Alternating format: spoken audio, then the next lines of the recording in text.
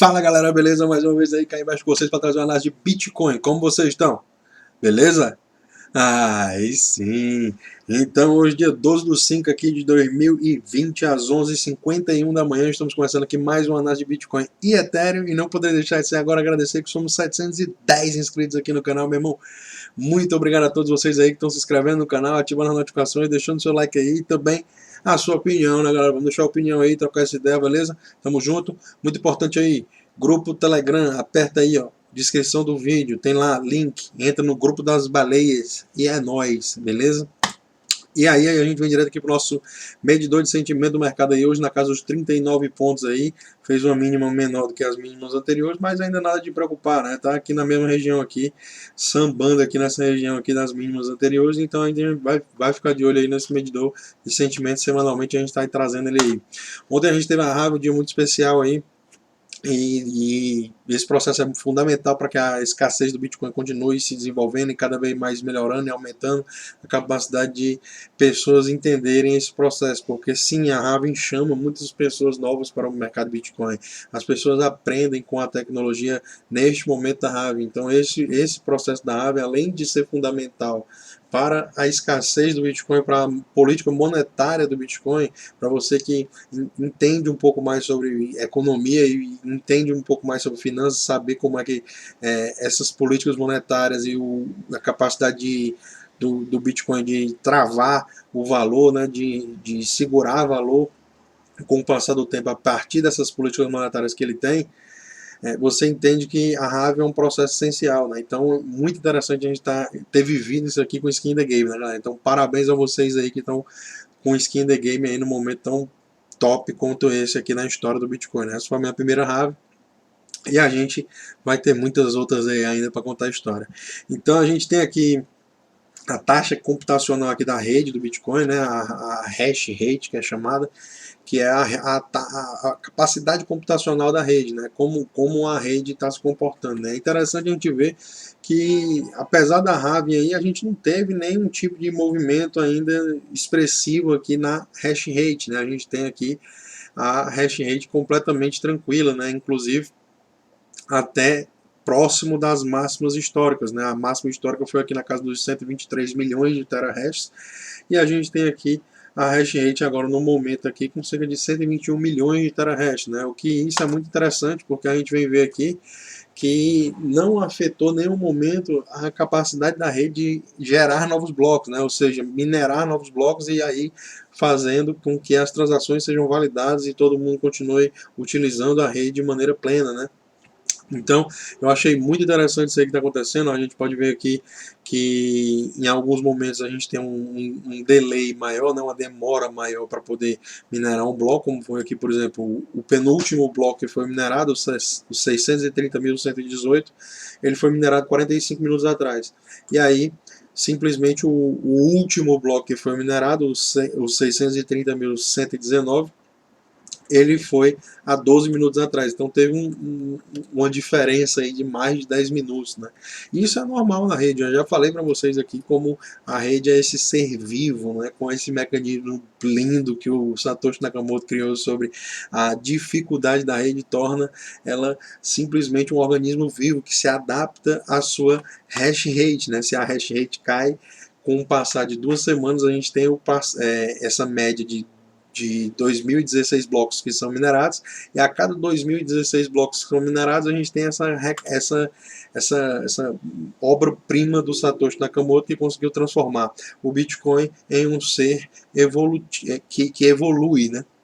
E com o passar do tempo você consegue entender que isso é um ser vivo, né? Se a gente tem mais capacidade computacional, a dificuldade fica maior para poder continuar estabilizando esse patamar na casa dos 10 minutos, né? Mas como você pode ver aqui, ó, a gente teve aqui, ó, 53 minutos, 49 minutos, 46 minutos, então foi menos de 10 minutos aqui. A gente teve 3 blocos minerados, então isso indica que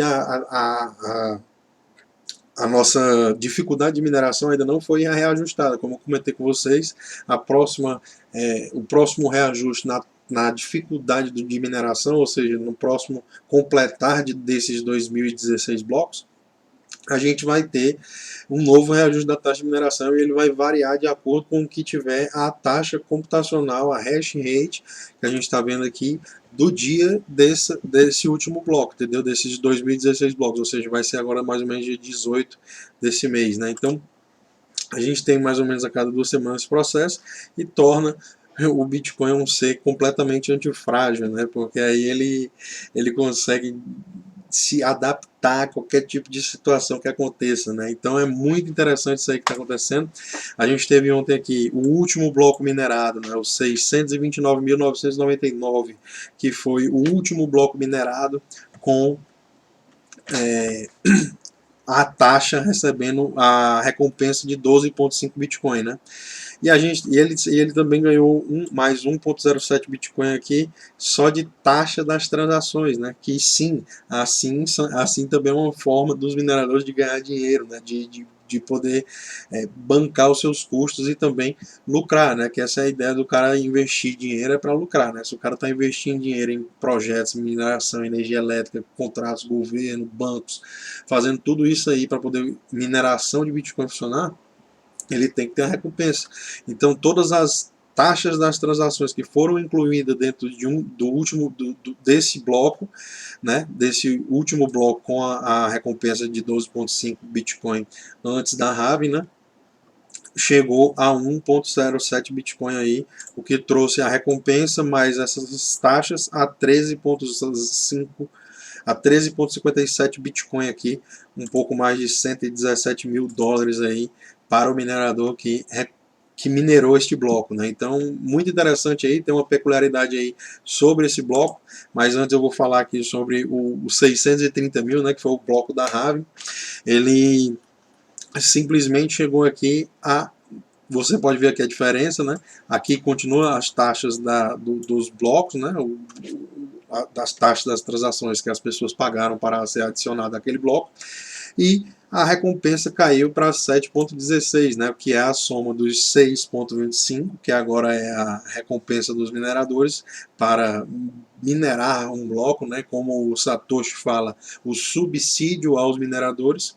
A rede subsidia os mineradores através dessa recompensa que ele dá, e hoje atualmente de 6,25, né? A partir de ontem aí a gente teve essa mudança de paradigma. Mas teve uma particularidade aqui nesse bloco 629 mil, que o pessoal dessa mineradora aqui, F2 Pool, foram os responsáveis pela mineração, né? E eu não poderia deixar de trazer isso aqui porque é realmente uma coisa muito interessante aí que acontece. Ele fez uma alusão aqui, se eu entrar aqui no site aqui, ele fez uma alusão sobre o bloco Gênesis, né?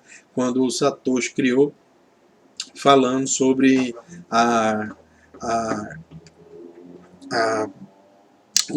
quando o Satoshi criou o bloco Gênesis, ele simplesmente ele criou um Coinbase Data, né? E se você não sabe, foi daqui que a Coinbase, corretora, tirou o nome Coinbase, né? Quando a gente tem um bloco minerado na rede do Bitcoin, todos os blocos têm essa Coinbase Data, né? Que aí você pode criar e botar do jeito que você quiser. Se você for um minerador aí, você configura lá nas configurações lá do protocolo e diz o que é que você quer que apareça caso você minere, né, o bloco. E aí essa F2 Pool colocou um artigo aqui do New York Times falando que o Fed, né, o Banco Central Americano, está querendo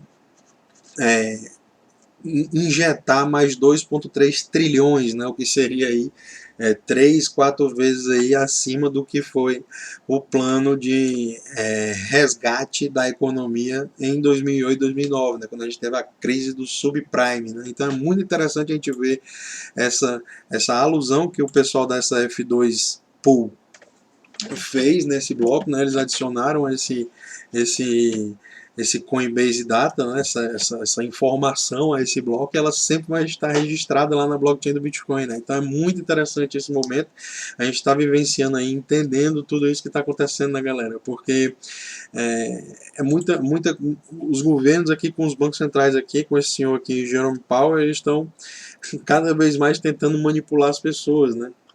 E os próximos passos dele aí a gente não sabe, a gente só sabe que eles têm essa vontade de manipular as pessoas e eles se sentem confortáveis fazendo isso. Isso é o pior, tá ligado? Então a gente tem que ver aí como é que isso vai se desenrolar, mas eu achei muito interessante isso aqui que aconteceu e essa alusão aqui, lembrar do bloco Gênesis, né, que o Satoshi Nakamoto na época colocou um artigo que inclusive eu postei no meu Instagram aí, no Instagram do K-Invest. Se você tiver interesse, já segue lá também.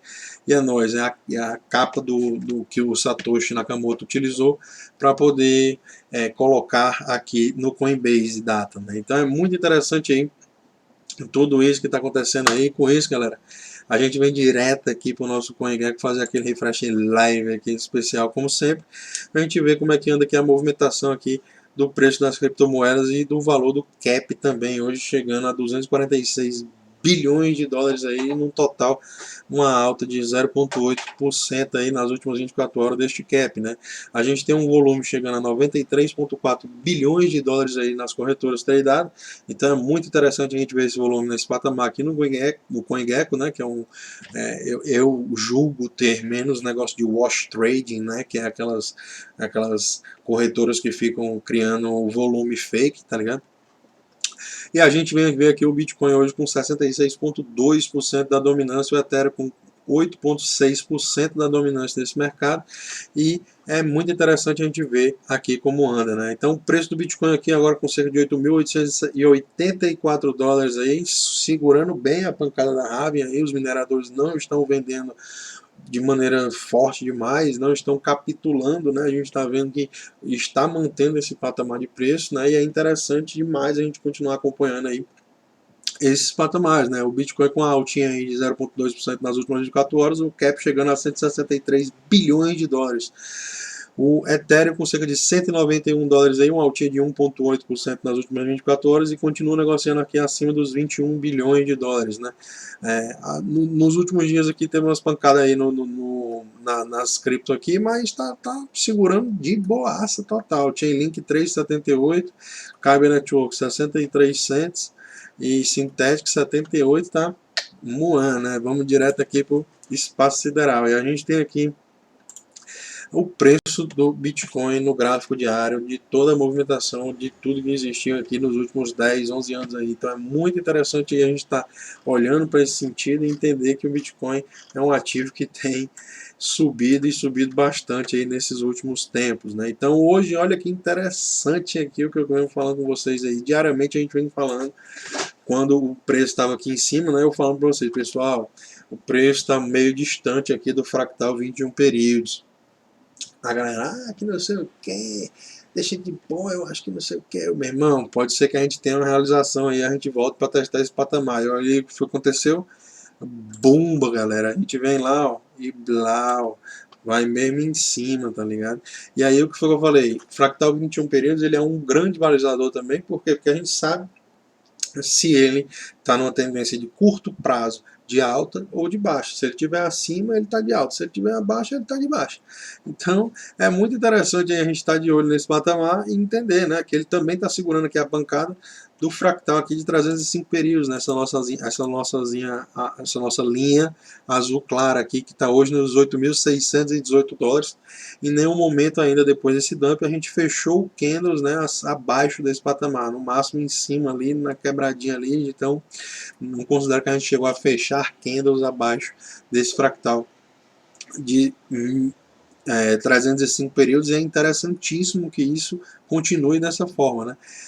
A gente vai ver, se isso continuar dessa forma, né, a gente vai ver o Bitcoin vindo testar novamente aí os patamares dos topos aqui anteriores, e aí a gente vai ter a verdadeira verdade, né? Se a gente vai romper, ou então se a gente vai dumpar de novo para testar mais uma vez o suporte, que poderia acontecer, né? O Bitcoin ele tende a ficar sambando antes de encontrar mesmo um furo, e aí a gente pode, por exemplo, subir, fazer um topinho mais baixo, aí vem, faz um fundo mais baixo, aí depois começa a subir de novo, tá ligado? Então isso já aconteceu diversas vezes na história do Bitcoin.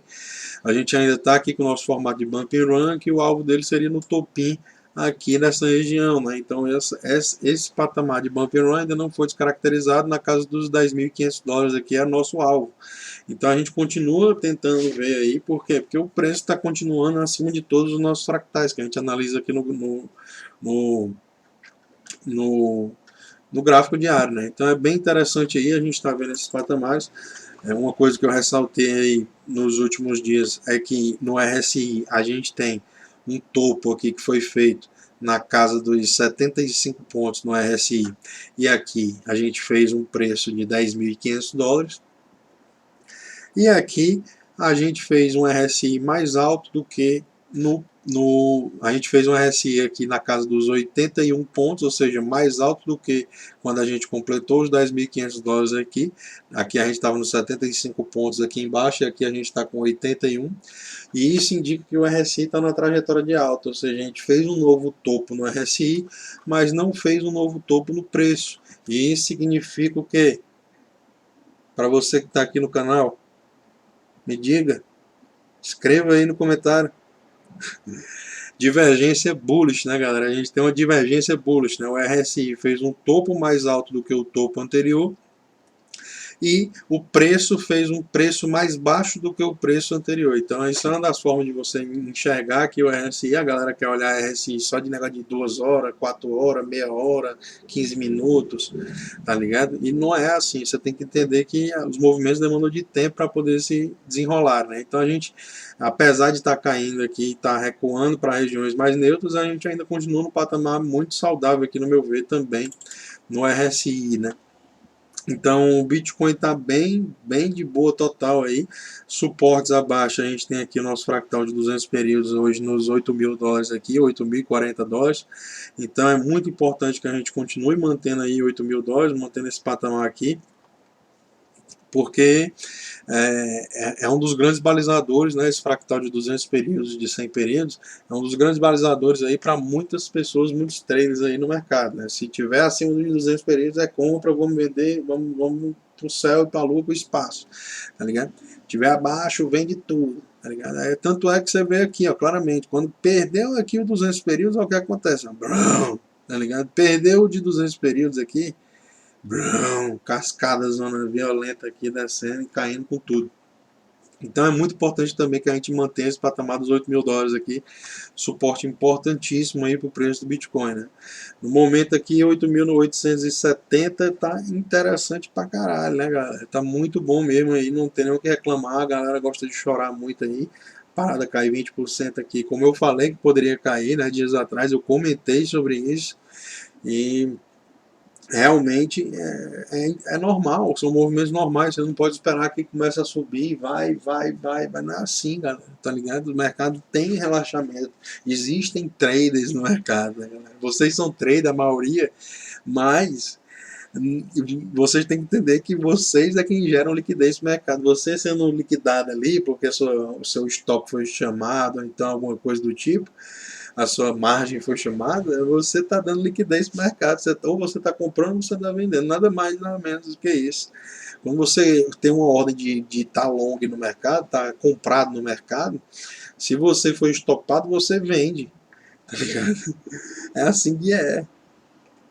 E se você está short no mercado, quando você é estopado, você compra. Tá entendendo como é que é? É assim. Então não se engane não, tá todo mundo gerando liquidez aí, então a galera tá realizando lucro e tá saudável demais aí. Quantas e quantas vezes aqui na história do Bitcoin é que não viu isso aqui no mercado de alta? Eu já tenho aqui vários períodos aqui que já tá salvo aqui há não sei quanto tempo, de 25%, de 40 e tantos por cento, de 30 e tantos por cento, de 30%, 37%, 26%, 50%, 60%. Tá entendendo? Então é normal, 20% aqui eu estou considerando passeio no parque, né, galera? Então vamos direto aqui para o Ethereum. A gente tem toda essa movimentação aqui também no gráfico do Ethereum, aqui, gráfico diário. É bem interessante a gente ver como é que anda aqui a movimentação, né?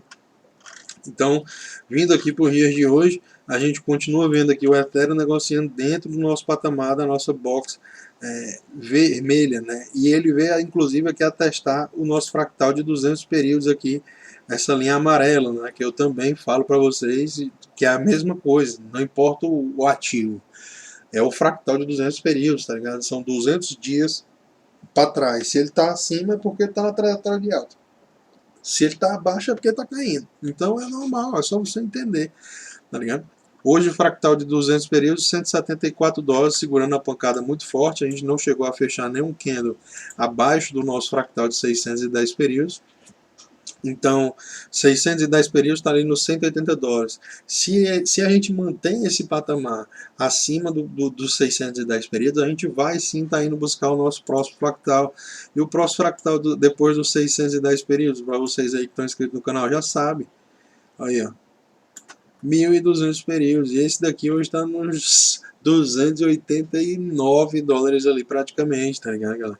$289 aí, uma alta que poderia trazer aí o preço do Ethereum a buscar ainda 50% aí de alta, né, galera? Então, eu vejo ainda no sentido muito bullish, a gente continua aqui num patamar muito interessante aqui, não tem nenhum porquê você tá duvidando da tendência, tá ligado? A gente está sempre fazendo fundos mais altos do que os fundos anteriores e estamos sempre fazendo topos mais altos do que os topos anteriores, né? Então, a partir do momento que você duvida da tendência, é o momento que você se arromba, tá ligado? Então, tamo junto aí, galera. Muito obrigado a todos vocês aí que estão se inscrevendo no canal, ativando a notificação e deixando seu like também, a sua opinião aí, beleza?